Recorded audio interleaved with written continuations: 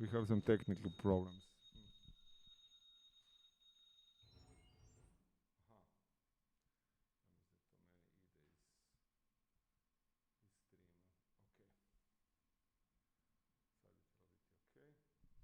Jedan, dva.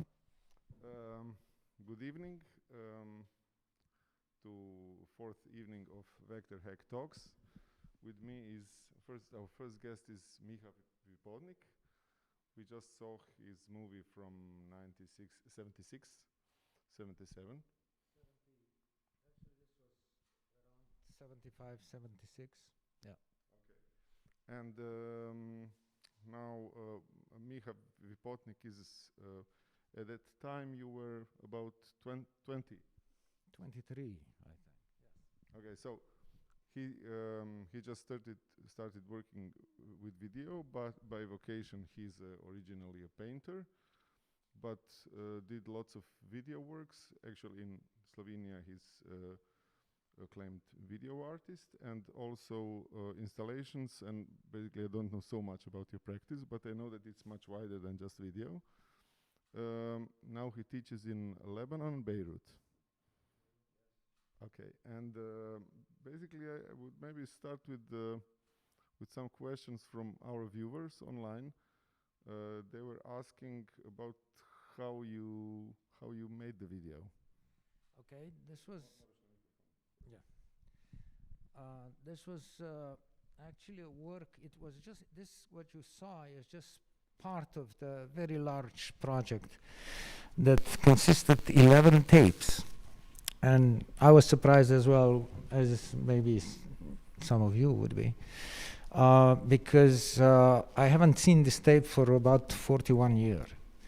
So first I was confused because it's, of course, very rough from the beginning. You can hear some sounds and music that was related to something that I was involved with.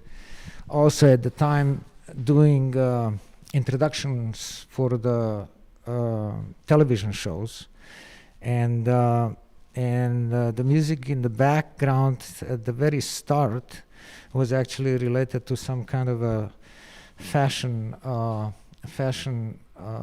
show that I made the introduction, and then it turns into this oscilloscope graphics. And in the beginning there was a silence, and then you could hear the sound coming from the graphic, so it was generated through external interference with oscilloscope tectronics that was manipulated with a small box. And technicians, my colleagues, Igor Grom, who was working at the television at that time, actually saw what I'm trying to do at the television station, which also at the time while I was performing professionally, I also was finishing my diploma at the Academy of Fine Arts, and I chose to do the video art. Video art was not accepted, so I had a lot of trouble with even getting into it. But finally I got the approval from the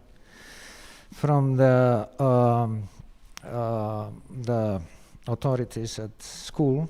The dean, Jemc Andrei, gave me the permission to actually move away from painting. And then I started working, and it took me 2 years to do this. So this is one of the tapes, especially when you hear all the voices and everything else that surrounds it. Background was part of the sound that came from Moog. And I collaborated with many people. So, of course, one part is technicians who would help me to create these images. I was learning how to use television equipment, so I spent years and years doing that. And then while doing it, of course, I was also looking at all the equipment that was there. And of course, oscilloscope and other measuring equipment that would constantly control the signal to be at the proper level was always, to me, very interesting. So I wanted to use it. And then I started talking to two people. One is, of course, Igor Grom that I mentioned before, and then the first one who really, really supported me through all this period was Janez Krmel. He was the head of the technicians at the broadcast, the exit point for the signal to go out. And he heard me what I'm trying to do with this diploma work. And he was so interested in it that he started teaching me everything. I was, as an outsider, not allowed to touch any equipment. So basically I started moving in from the other side. I went into the technical department, I stayed with them. Actually, I completely cut ties with my colleagues from academy or art world and got into this world of television. And then, of course, for that reason also, everybody was talking that I'm completely, complete technical freak, which I was not at all. I was just really, really interested in creating something that I didn't understand, but I wanted to definitely go for it. So, of course, the diploma was basically some kind of a narrative, but not completely. It's very abstract. I was basically already working with in the field of paintings, with abstract paintings, more or less processual approach to pulling paint on it. So the process was very important to me. And then I, of course, didn't want to bring the text and anything, but I did choose characters in it. So I had one actress, Maja Boch. Then I had another colleague of mine, Andrei Trobentar, who is a great singer and performer, a great painter. And then I had the radio person, Dusan Rogel, in it. So those voices in the back are from those people.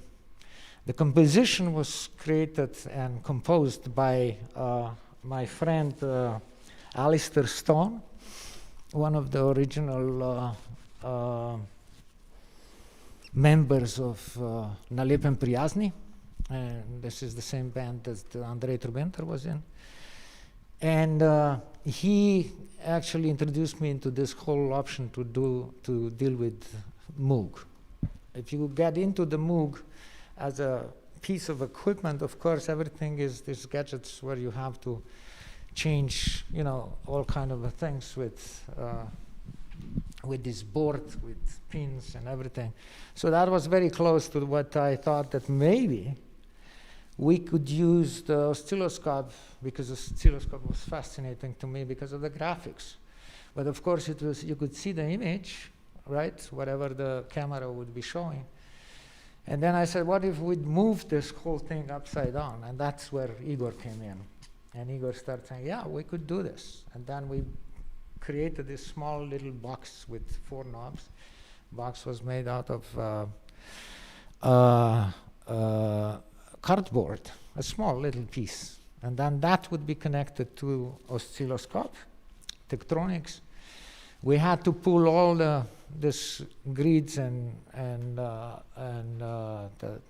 plastic measuring elements of graphics that are inside to clear it out. And this, the first parts, you could still see the grid, because at the end, the last one was really printed on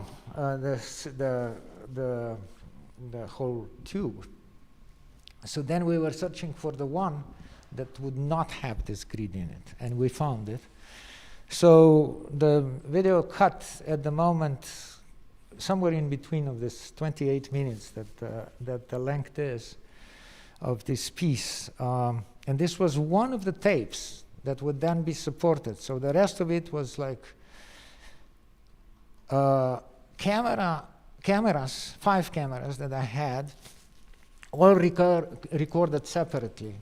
And then I would mix them with, I don't know, many times. But definitely at the end I had 4 tapes, plus one that was broadcasted. And the graphic that we saw was only several times in between. The rest of it would be all just the combination of things that would be performed inside the studio, and where I revealed how the television functioned, including to show the mixing, the control room, all 3 control rooms, one for sound, one for the signal, and one for the directing.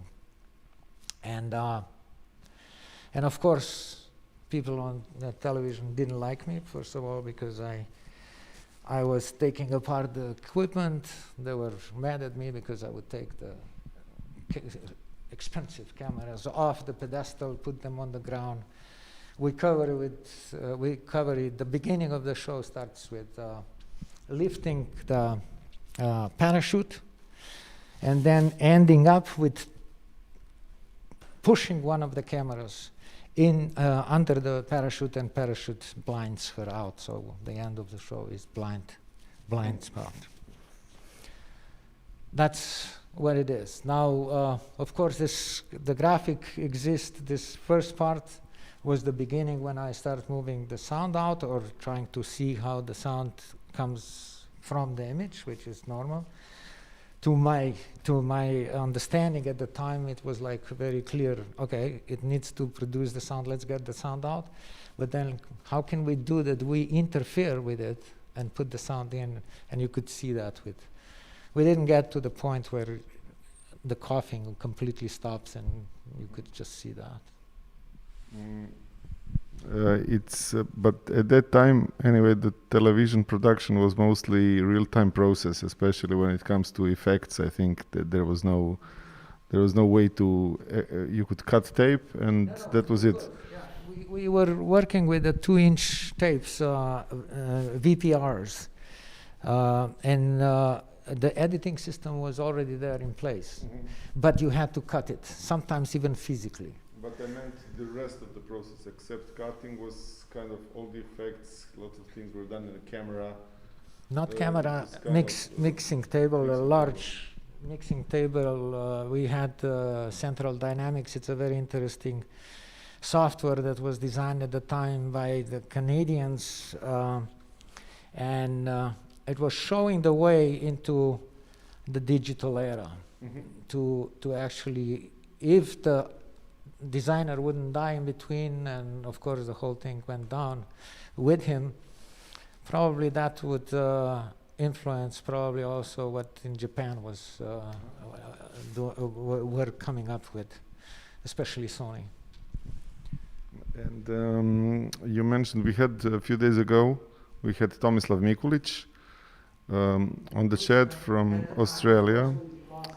And well, yeah, he talked. Can you tell us a little bit about the era and also about like how you exchanged information? It was we were not behind the curtain, but it was socialist country, so we had definitely much more press from abroad. Tomislav was saying that in Zagreb, American Embassy with Library of American Embassy was one of the places to go to find literature and information. And of course, because it's pre-internet time, anyway, information was slower. So how did this context? Yeah, it's same with Ljubljana. Americans would have this culture centers all over Yugoslavia. So in Ljubljana, we had the same thing. I never saw any video art before. I only read about it from Art Forum or, you know, those magazines that were available and would come to Slovenia. And then search would also be, I traveled a lot through Europe, so I could go see some work, but after I finished all this. So this was in the 80s. I finished this in 79.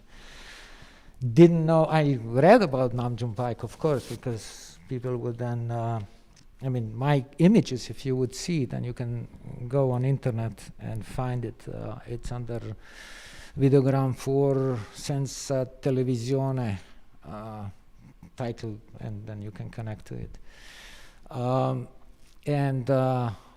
So I didn't do that. Also, my work was completely, I think, really, really different than what Namjoon Paik was doing later on when I saw it, of course, because of the interaction, or let's say the way that the signal is processed, multiple layers of information that he would be using as well. But he was very playful in that sense. And with me, I was like heavy, I think, for myself even. I don't know, what can I say? I understand your work is quite narrative. Yeah, no, it's not narrative because it's, you know, basically there are people screaming.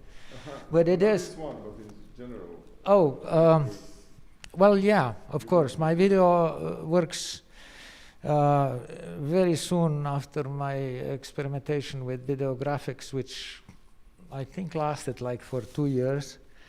And I made about 3 hours of tapes, diverse, very complex visuals as well.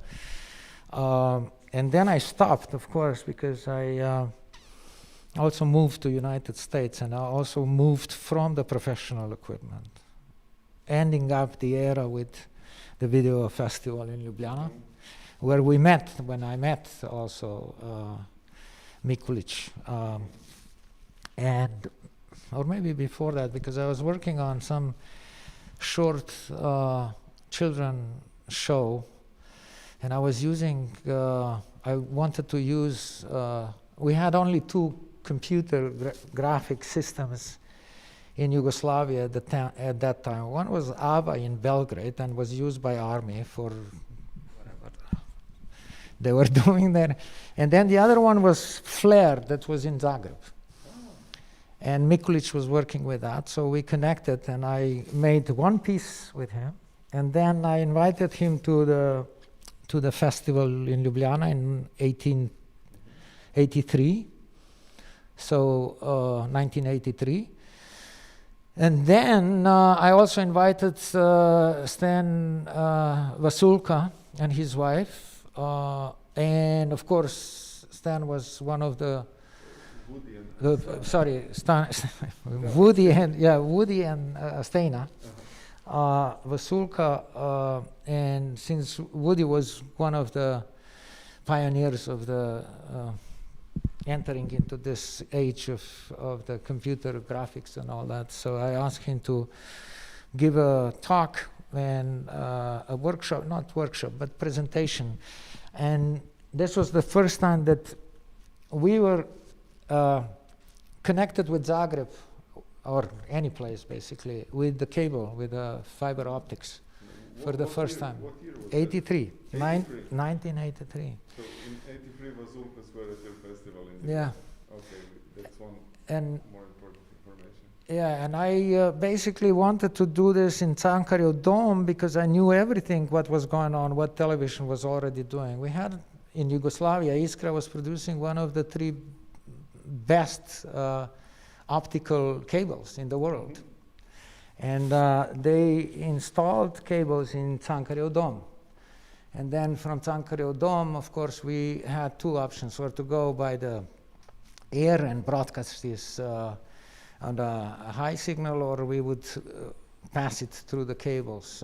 And I was interested to do it by the ground constantly. So this whole connection with the, and then we were manipulating with the signal going on the ground, and then at one point it had to jump because there was no connection between Zagreb and Ljubljana. So we went through the regular way of broadcasting. And this was constantly coming in. So we had our own channel for them to talk to each other. So Woody would talk, Steina wouldn't be there with him on the podium, but he would talk to Mikulic, and then Mikulic would work on his side, whatever he was trying to show. And was it a public program, or that was on TV, or no? No. This was not on TV. This was public only for the people in there, but we recorded everything. Yes, and then yeah. Oh. Well, somewhere I don't have anything because they lost a lot of things. I was trying to create this something there. Basically, I was really hoping that Rotonic would accept what I was trying to do, and that is to create video studio for people to come. So we would have a kind of a artist in residence for the video artists and the new media that was coming up after that. So, but that never happened. Probably it was one biennial was enough in Ljubljana, and that is, I think, the real reason for not taking anything, because I was bringing equipment from different companies, Sony, Bosch. Then when I stopped with big, in '85, this large quantity of equipment will be coming in for the reasons to be shown at the electronic fair at Gospodarsko razstavišče. So I choose that time also to do the same thing and then we offered the Cankarjev Dome to be, kind of a place where people would come see their equipment, and we built like 3 studios there, and then when the companies would have only 2 hours per week per a day to show this to their clients. Wow. So it was open 22 hours a day for 9. First one was 9 days long. You also worked a lot for television. I remember some of, maybe not those shows, but I remember that there was like normal television news, which of course as child didn't interest me. Then kids shows, movies, whatever. But there was also weird stuff in between. Like there were shows for like the things that you showed and your work that I saw on internet. We will exchange links and I will put them in a post because people here watching are interested to see them. But there was some pretty wild stuff broadcasted on TV, and I'm curious of like, how many of that was and how did it go? Well, I really have no idea how that whole thing went through, and but I started with this, of course, and then I move to this video festival and engage television to come with me or with us and be part of it with Sankari Odom. And then the new equipment came in, so they were testing the new equipment, which was interesting for the television to see and try. And we brought in the technicians and camera people and all mixers and directors from all around Yugoslavia. And then we had this 15-minute show every night, which would present what was going on at the festival, plus we would be introducing short segments of video art. Yeah. And then Ljubljana opened up studios finally for artists to come in, and a lot of program was then produced there. So maybe is this what you're talking about? Yeah, I mean, I don't remember specifics, and we didn't get so much of program in Zagreb from Ljubljana, but in general, what I liked about especially the 7 republics with 7 TV studios, that was a variety and some sort of competition, I guess. And yeah, I know that there was space for avant-garde art. Also, movie selection on TVs was quite fascinating. Program, yes, for films. Yes. And do you think that maybe they were kind of getting some ideas from you, from artists, like when TV? I think first, of course, it's hard for artists to step in the television station because, of course, our way of work is completely different than what television work would be. Very precise, no changes in between, everything is programmed and so on and so forth. So at the end, of course, if artist gets into the television, he definitely starts changing it. Mm-hmm. I could feel it through my work because I had all of a sudden I start getting friends from technicians like Igor, of course, but more those as well who would be in executing the picture. So mixers, camera people. And at one point I was going around Yugoslavia for different shows to create. I would go to Sarajevo. They would give me the whole studio. I would bring my mixer with me and we would just work. Brought our ideas in. I mean, I brought this, what I was working on, he would come in, they had different mixers, he would sit down, get the books, start reading, changing everything to see how to use the equipment, yeah. So it was a great time, I think. And it was all Yugoslavia was opening. I mean, of course, there was Dunja Blažević in Belgrade with the Petkom u 22, which was incredible. And all these people, young directors, these are different because they are classically trained directors. You mean 80s? Yes. Yeah. And they would come to Slovenia to also work during the festival.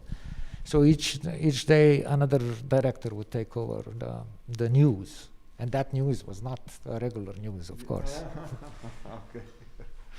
Okay. Well, we are running a little bit out of time. I wish this conversation would go on and on, but what I promise is that you will give me some links now to the festival, the old festival, and your archives or website, so I can put them inside. And thank you very much. Stay tuned a little bit longer because we have to prepare Tadej Droljc's presentation. Thank you very much. Bye-bye.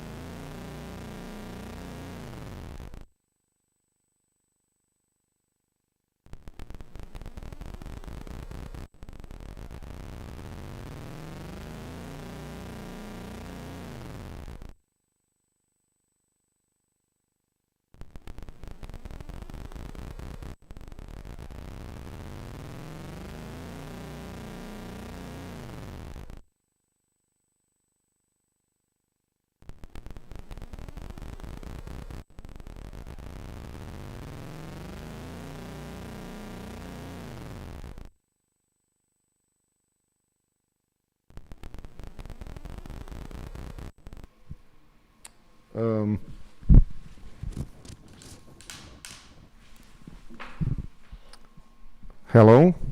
I hope you can hear me. You can. Now with me is Tadej Droljc.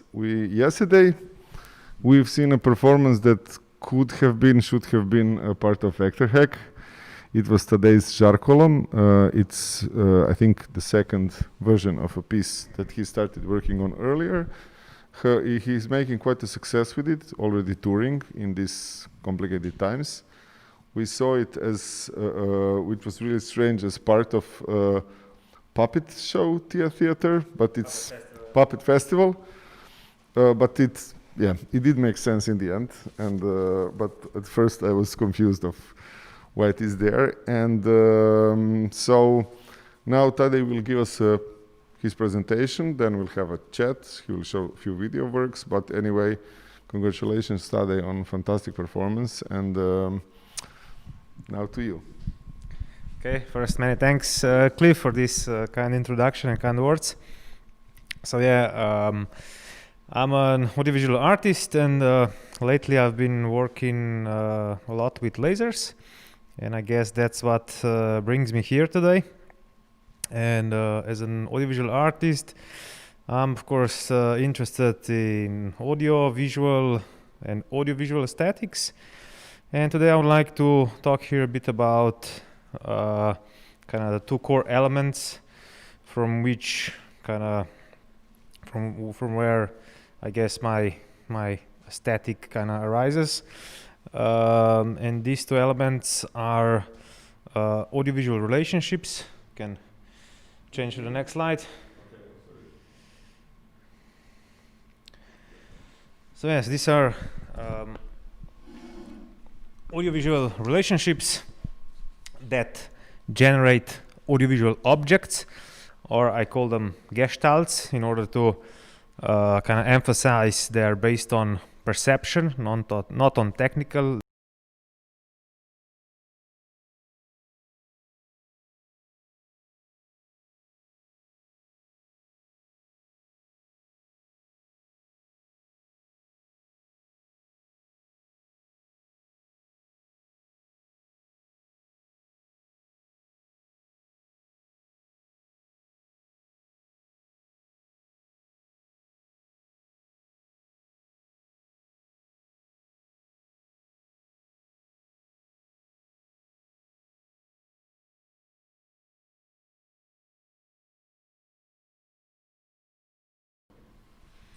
Okay, 1 2 1 2, we're back. Cool. So yeah, basically I was talking about these kind of two very important elements of my audiovisual thinking. One is audiovisual relationships that generate audiovisual objects or gestalts, and another one is spatial audiovisual objects, which is kind of light-based. And okay, before I dig a bit deeper into this subject, I just want to quickly present my work so that my words won't sound too abstract. Another slide, please. Okay, so what you will see now is one video from Lab Festival from last year, and then also an excerpt from Žarkolom Beam Breaker, but not from Lunch Meet because we had some problems. It will be from last year, from Kino Šiška. Okay, videos, please. Okay, we start with Scene Species. Okay.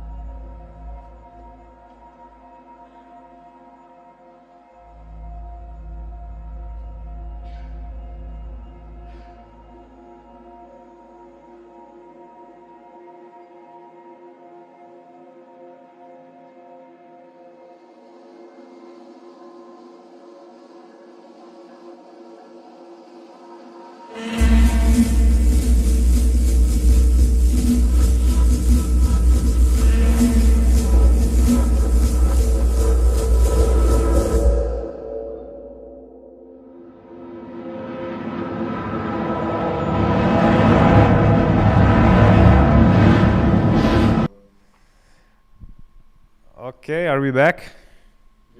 Yeah, okay, so slight technical problems. We will continue with more words and less sound and image.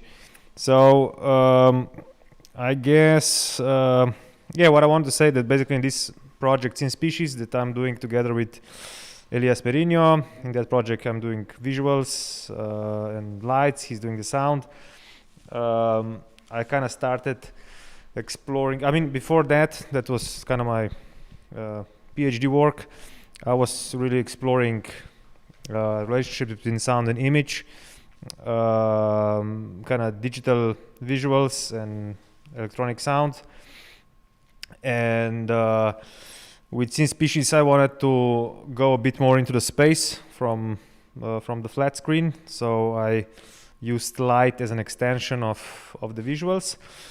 And this idea then I pushed further with this jar column, which you mentioned before, and with installation The Hole, which also you've seen, I think, a little bit before.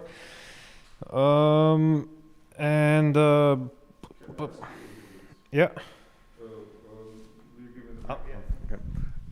So basically, with your work, you often combine like kind of structural elements. The whole is also, since we have problems with image now, I want to talk about the works. I was seeing things on internet. It was not always clear to me what's going on. So now in Charcolom, I learned that you have curved surfaces that, but it's metal mirrors. Okay. It's mirrors. Okay. It's okay. Don't need to tell us all the tech, all the secrets. Anyway, it's it's lots of it is sculpture work and not only lasers, not only visuals. Yeah. So what's the question? Yeah. So I mean, I guess with this installation, The Hole, which is actually the whole huge rock with a hole through it, I think that's first time I've kind of touched a bit, kind of more seriously on a kind of sculpture side. Although in this installation I wasn't really, I mean, I was doing all the CAD drawings, all the planning, design, but the actual shape was not done by me. It was made by, the kind of the wireframe, or rather a wooden frame was made by Miha Vipotnik, and then the shape on top was made by Marko Kovačić. Yes, and then I was doing, I did kind of the colors, textures, and so on. So I did also a bit of the sculptural part. But in general, like to have objects on stage, like with Jarcolom, I guess my main influence come from the Montreal scene. Guys there like Martin Messier or my brain just doesn't work today. What's his name? I just can't remember anyone. Anyway, Montreal scene. They are doing a lot of kind of this object-centered performances, kind of new media performances. So I guess that's kind of influenced my work as well. Yeah. Okay. So, what I wanted to talk a bit about is this kind of synchronization of sound and image and so on. And in kind of theory on audiovisual stuff, it's very popular to use the word synesthesia. And from Wikipedia, we can see that synesthesia is a perceptual phenomenon in which stimulation of one sensory or cognitive pathway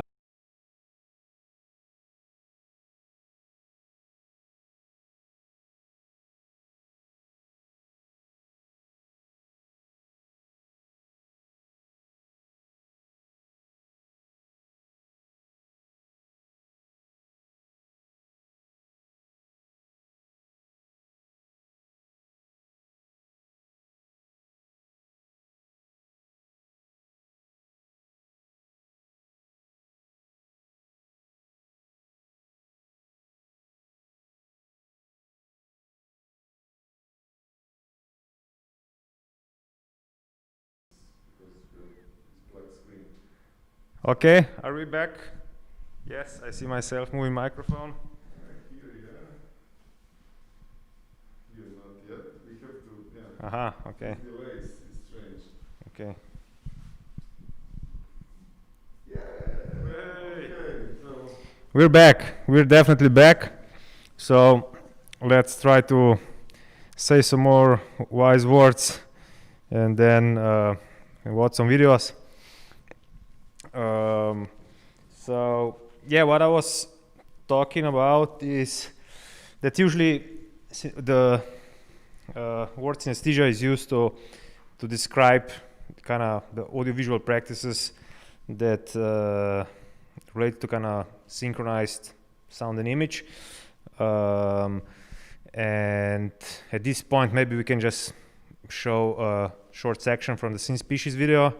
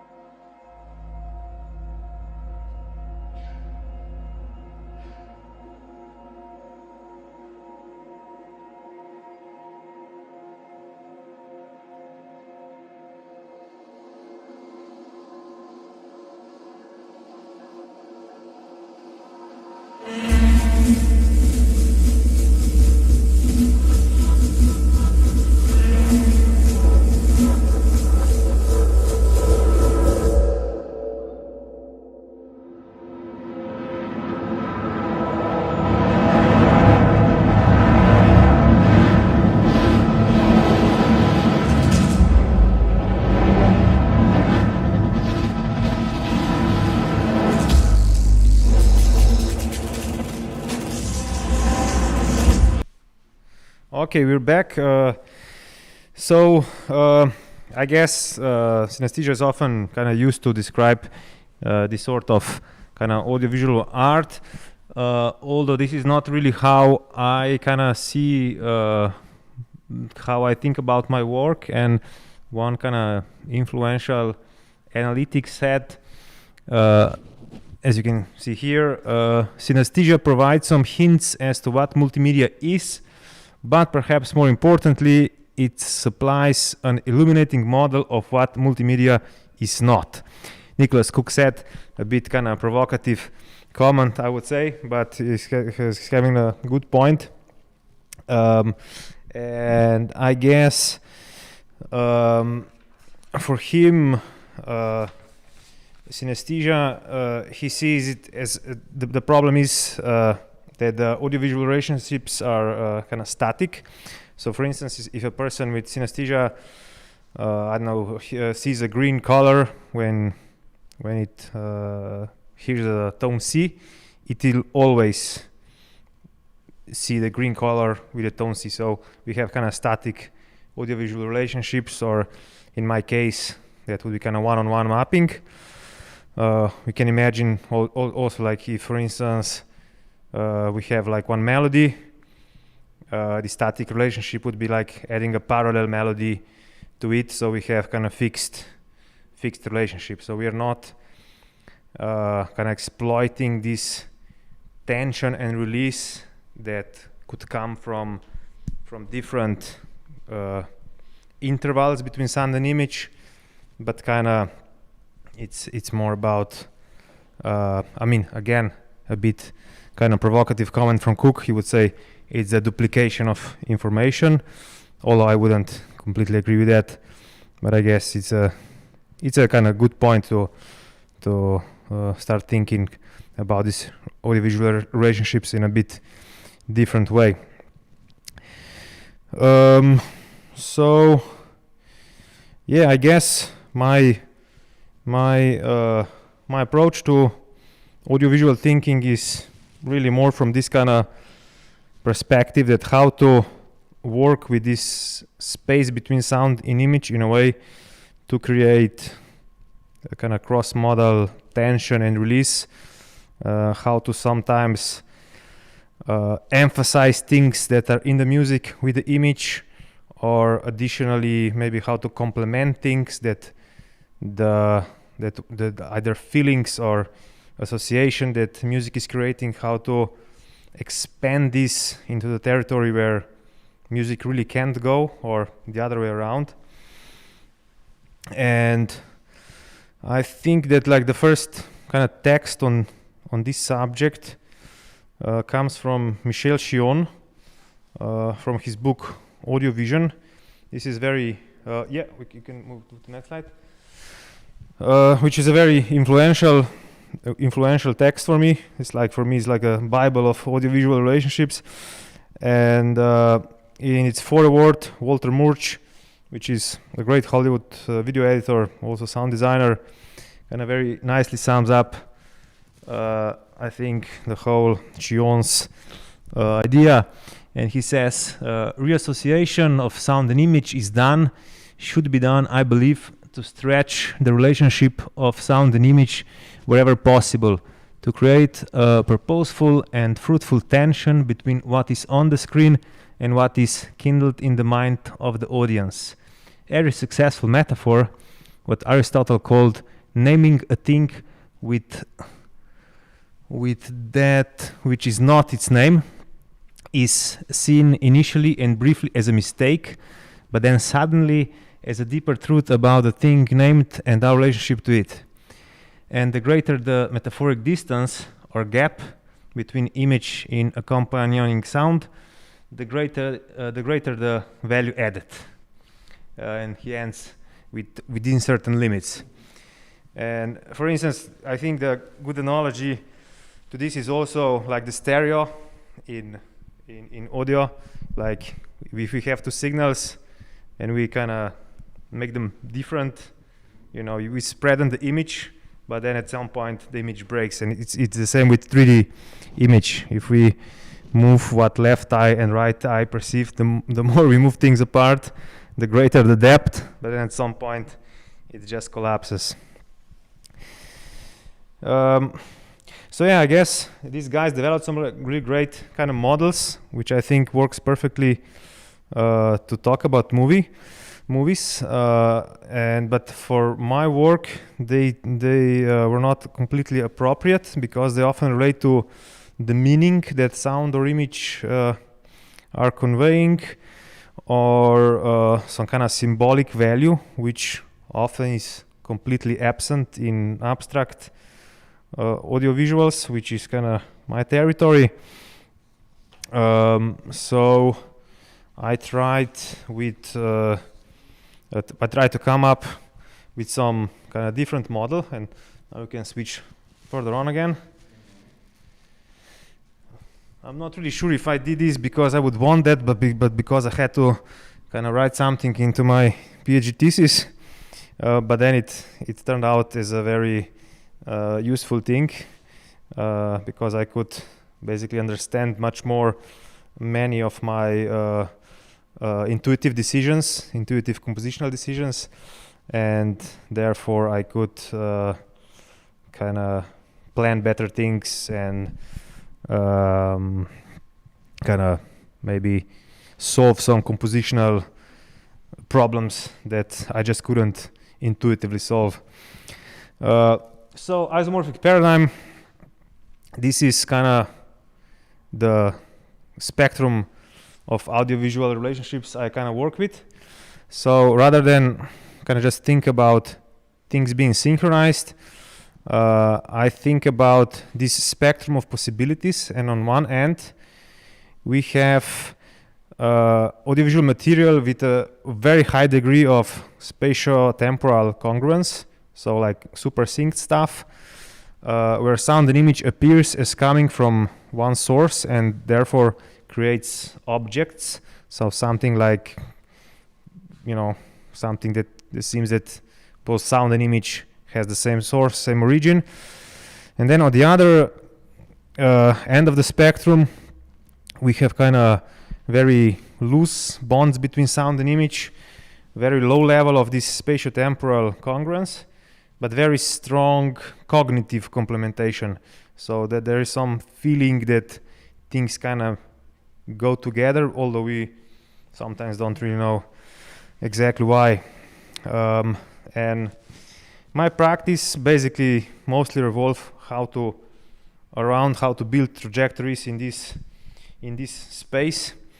and I've written a PhD thesis about it. So if anyone is interested into that, here we're just kind of scratching the surface.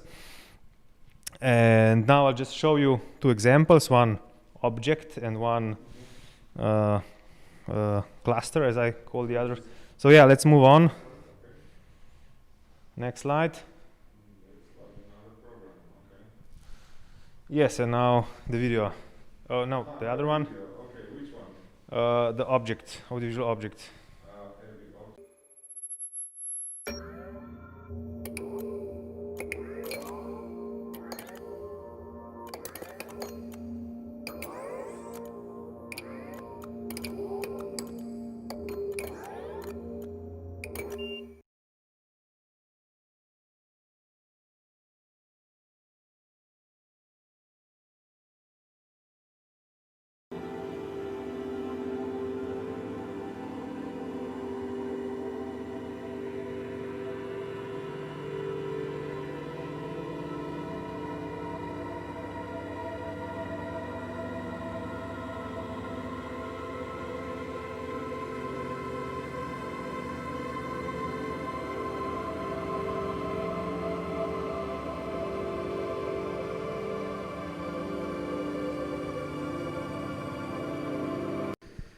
Okay, so basically in first example, we've seen audiovisual objects. What I said is like on the one end of the spectrum, where everything that happens visually tightly relates. We can see the connections between sound and image, and this kind of create an object.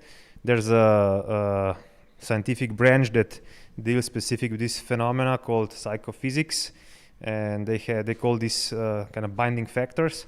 They're like different factors that affect how strongly we perceive these two elements, sound and image, together. And then another one, as I said, is like a cluster where we don't see any, we don't perceive any synchronization. Maybe we kind of create it by our own, because our brains has all the time kind of need to make sense of what they see, and so they start connecting things even if they're not. And the funny thing about this second example is that I was actually trying to create a kind of very complex object. So the fluctuation of the particles is actually controlling a lot of parameters on the sound synthesis side, filters, then the movement of particles come from procedural noise, which I'm also reading with wavetables. So there's like really strong link between sound and image, but because there's so much information, we just don't see it anymore. And I figured that out only when I was preparing a video for my thesis, and I've by mistake moved audio on a timeline by, I don't know, half a minute, and it was still exactly perfectly working as before. And I was just like, oh my god, I spent like ages doing this tight synchronization, and now I realize like it doesn't make really any sense.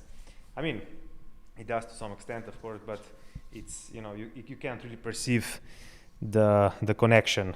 You just start creating your own.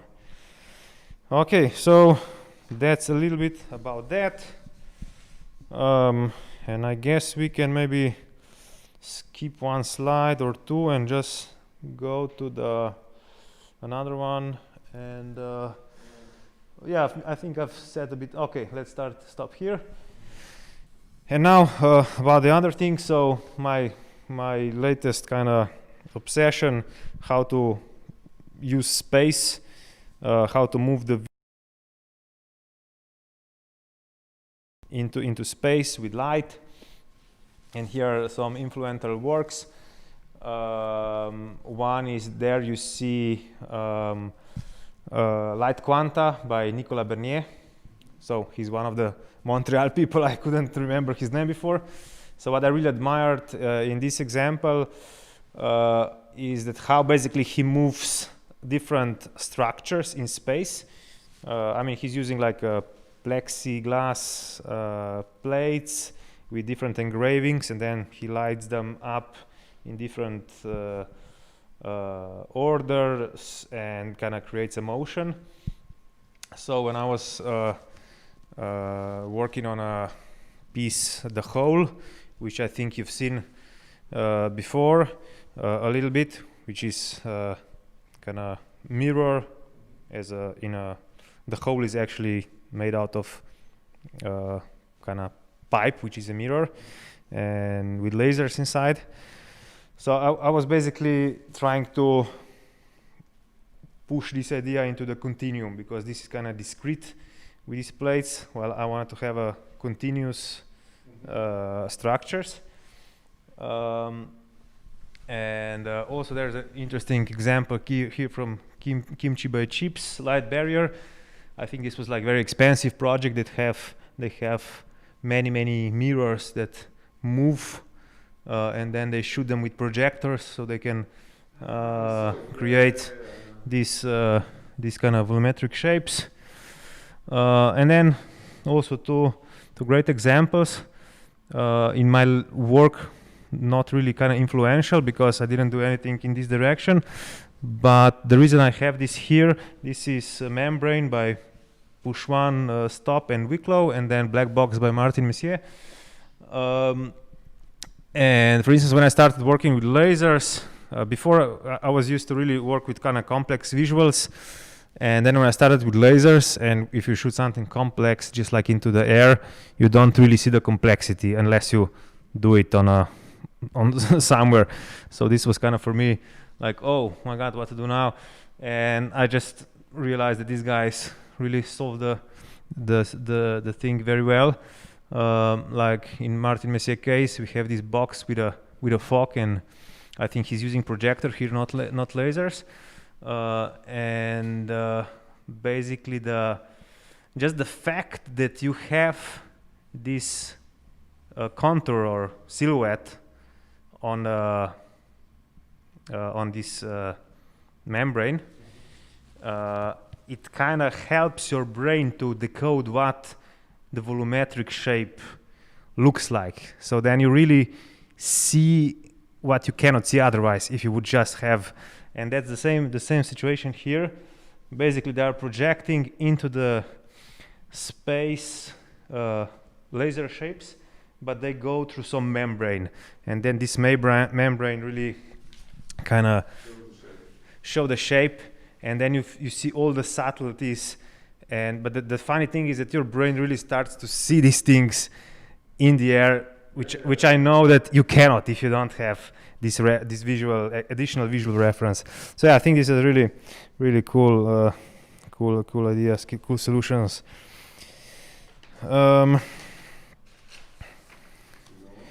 Anyway, yeah, I think we are kind of coming to an end. So that's, yeah, maybe we can just quickly show again this look na video. Okay, then let's first quickly show the beam breaker, just a little bit, and this, and quite slight, yeah. Yeah.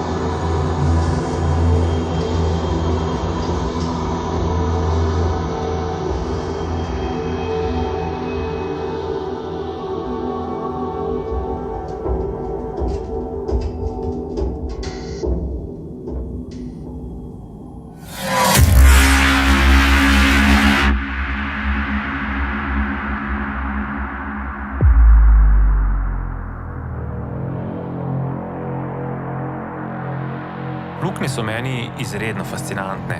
Na nek skrajno pasiven način nas zelo intenzivno vabijo noter, kot da bi želeli, da jih raziščemo ali pa zapolnimo z lastno domišljijo. In ta neskončen potencial luknje v kombinaciji z njihovo markantno prezenco mi deluje kot skrivnosten portal v drugo resničnost.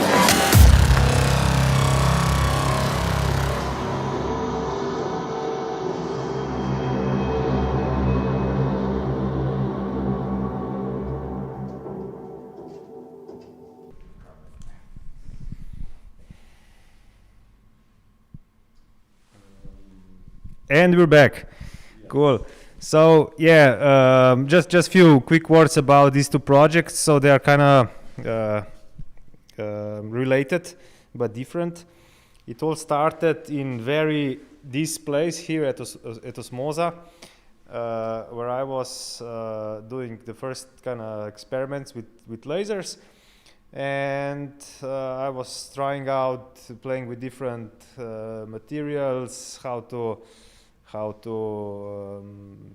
reflect laser light, how to disperse it, how to do different things with it.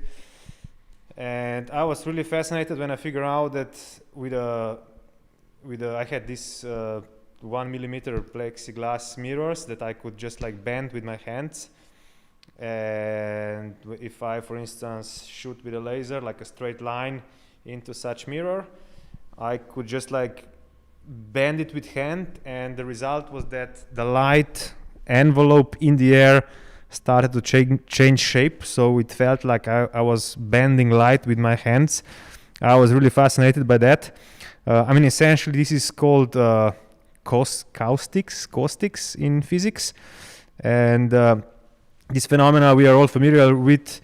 For instance, when sunlight shines through a glass and you see these kind of curved envelopes on a table, for instance, but we never experienced them in a 3D space. So that was for me the fascinating thing, and also that by changing the angles, these things kind of really move. And that's basically how this kind of beam breaker idea started, and then I had a lot of kind of material in kind of visual or light object sense that was not appropriate for like a big stage or like a big venue, because there was like these really sexy tiny details that you need to be close to see them. So I kind of really needed to separate between material that can function on stage and material that can function only as an installation where you can be next to it. That's kind of how it started. And maybe at this point I'll start talking because I think I'm going on for too long already. So just please bring some questions if you have any, and maybe that would be better. I wanted to ask you, there are many things.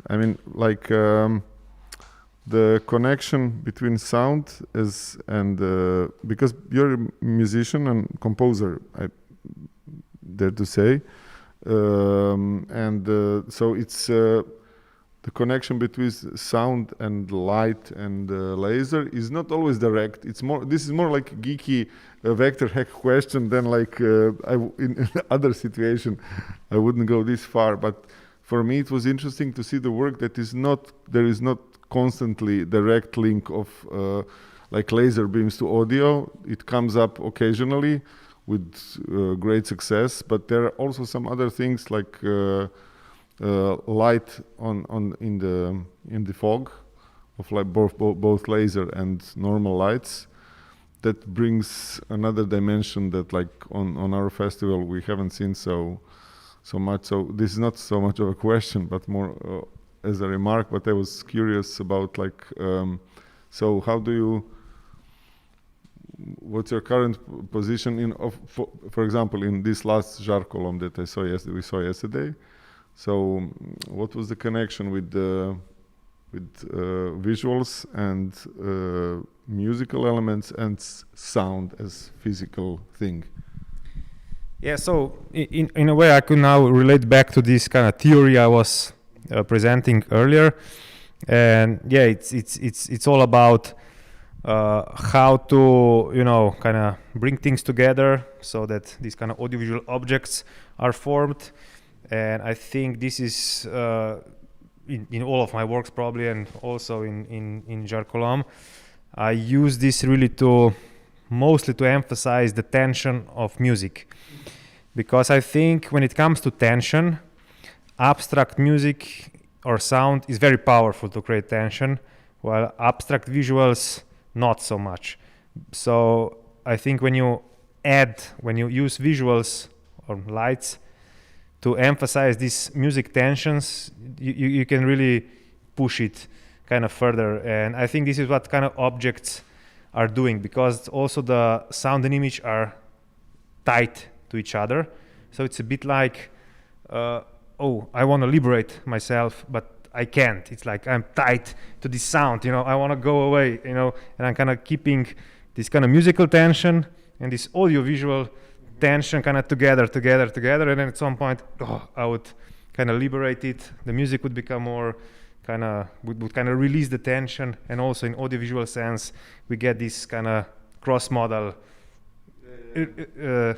And this is kind of what I'm playing with a lot. Like in my thesis, I'm referring to this as audiovisual escapology, which is in general is a practice that is Houdini or similar magicians developed, where they locked them and caged them and everything, and then they needed to escape. You know what I mean? Yeah. And so in the same way, I'm kind of treating sound and image. I kind of lock them together. So and at some point it becomes a bit, and then maybe sometimes it's this kind of orgasmic release. Things just kind of fade out, kind of a little bit dissolve. This tension is not kind of just released, in one moment, but it would just kind of fade out slowly or something. So there's like a lot of different options how this can be done. And yeah, this is one example, I guess. And when you mentioned playing live and playing, you do lots of things in Jarkolam at the same time.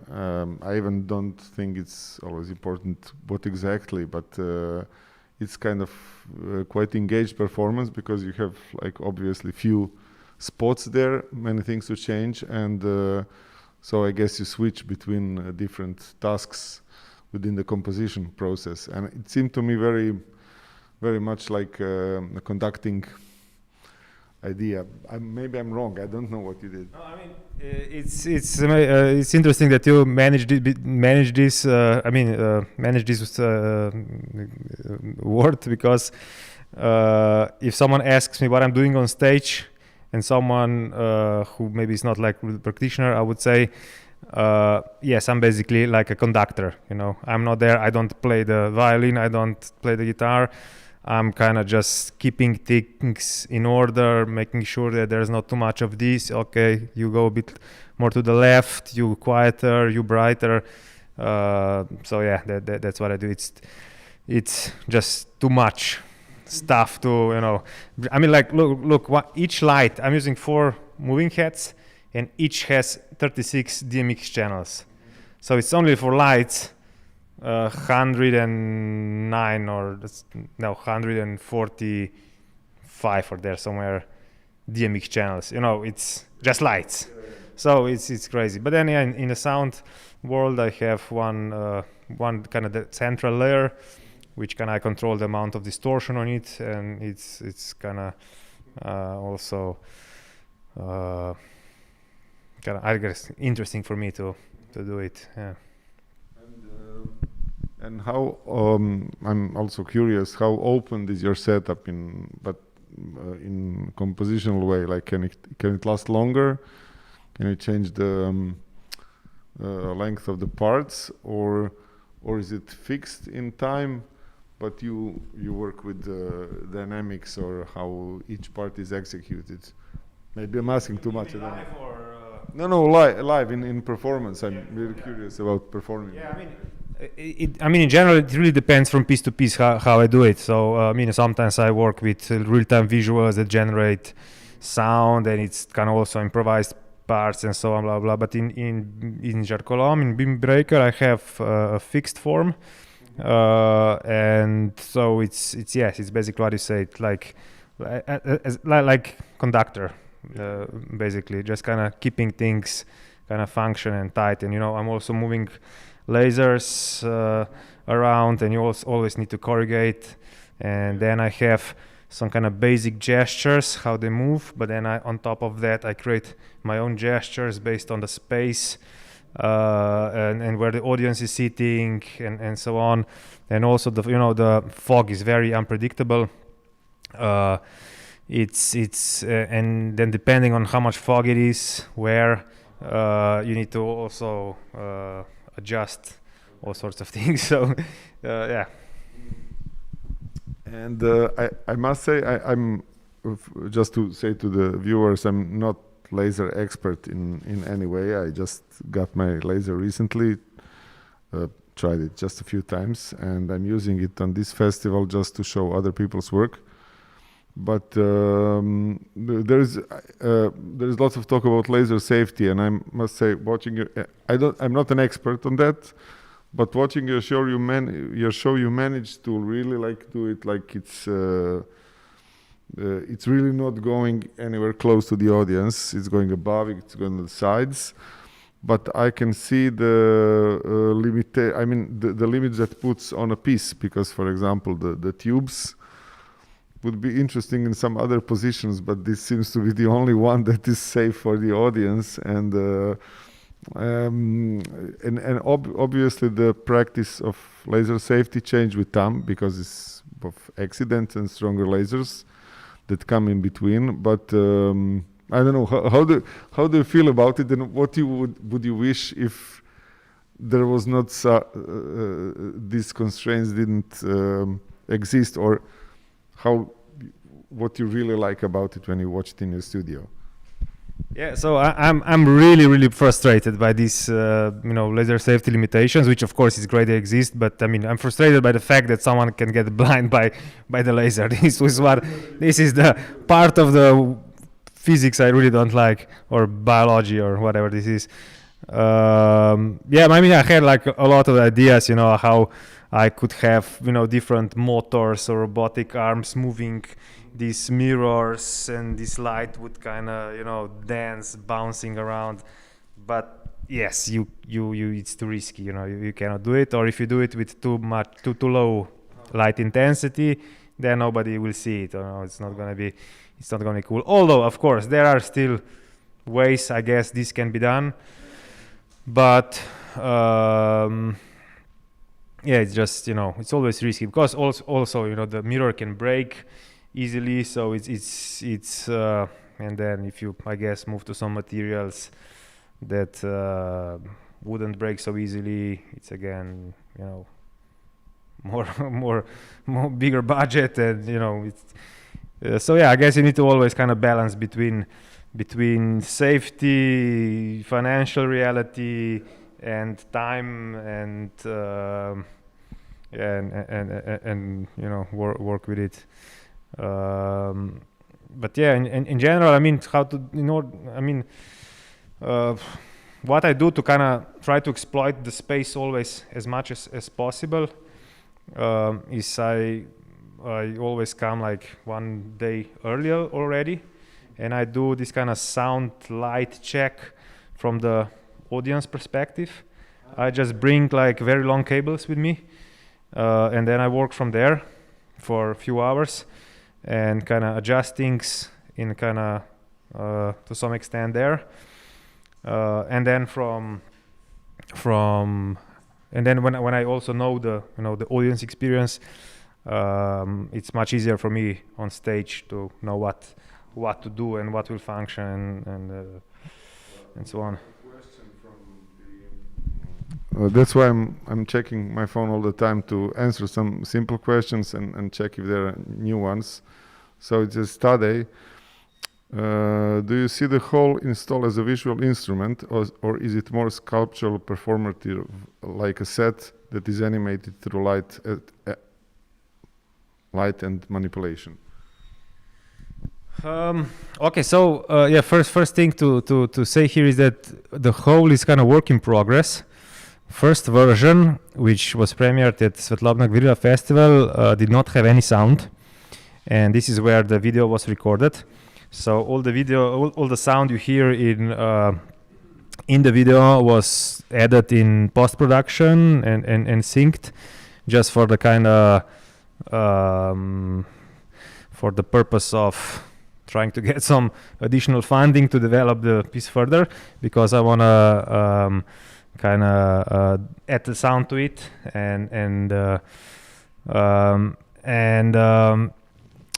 yeah, I mean, there's like, you know, I have a lot of the ideas with this whole. It could function, I think, great also as a kind of performance object, maybe having some camera to, and then show on the screen what's going on inside, and then maybe having some additional lasers to scan the rock from the outside. You know, I think, you know, I could go quite crazy with this rock, but again, the same problem as always, budget and time, and yeah, need to have also a life that's outside foggy, dark rooms, which is basically what my life too much kind of is less in the recent times. Yeah, there's just like a funny story. When I was now doing the last part of Beam Breaker, my Hazer died like Saturday evening. I had to finish something necessarily by Monday, so I just kind of ran to the cigarette shop and just bought a lot of cigarettes and light them one after another. So yeah, stuff like that. But so sorry. So what was the question again? I think I kind of did I answer?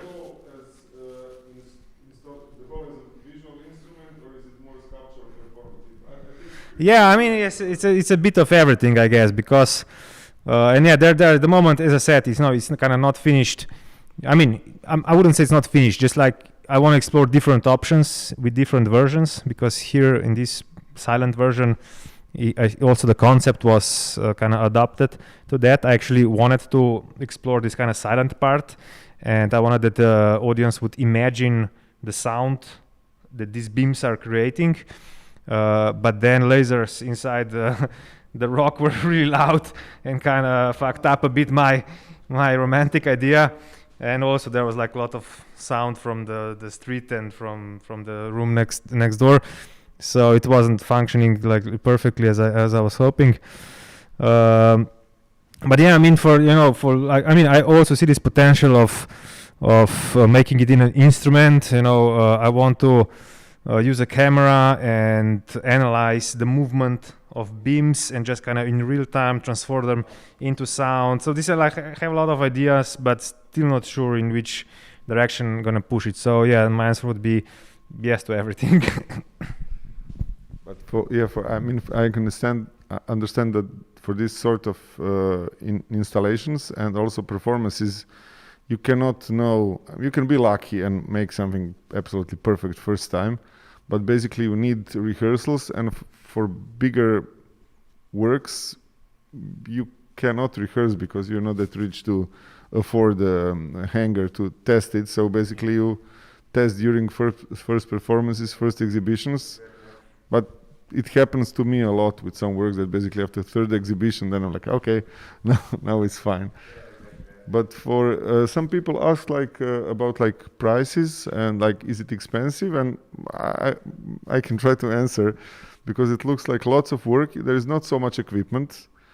It's like six moving heads and 2 lasers that you actually have to move by hand to get different positions in space. And I was, after your performance yesterday, I was saying to friends I'm really curious what Tadej will do with bigger budgets later on, because I have a feeling that these shows will be popular and people will get interested. And because from what I see, you could use as a conductor, you could use a bigger orchestra. But, yeah, I mean, I think that would be very fun to do. Yeah. Anyway, we're finished. Thank you, Tadej, a lot, and excuse once again for all the mistakes. But this video will download, edit, and put on, so that at least videos and slides are in some correct order. Thank you very much. And thank you, Klif, for having me at Vector Hack Festival. It was an honor to be here. Okay.